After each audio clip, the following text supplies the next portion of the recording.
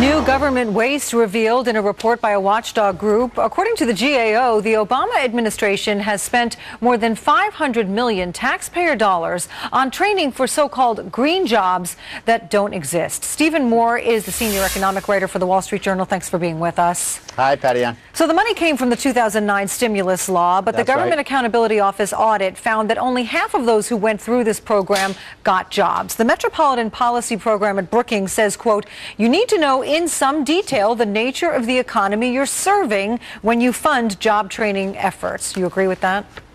Yeah, no question about it. And the big problem here, Patty Ann, was that the government and the Obama administration thought that there would be potentially millions of jobs created in the green job industry. And this has turned into a green nightmare, not green jobs. In fact, only about 11,000 people got jobs, and a lot of those jobs weren't even full-time jobs. Patty Ann, you know, you could literally send someone to Harvard for less cost than it was to do this job training. And you know, I did some digging here, Patty Ann. Some of the jobs that they call green jobs include things like bus drivers, janitors, even lobbyists who lobby for in Washington for green programs were considered green jobs. Yeah, part of it is the definition that the government used for green. That definition is any job that can be linked directly or indirectly to a beneficial outcome, and critics say that that's way too broad and that definition was being abused. Do you agree?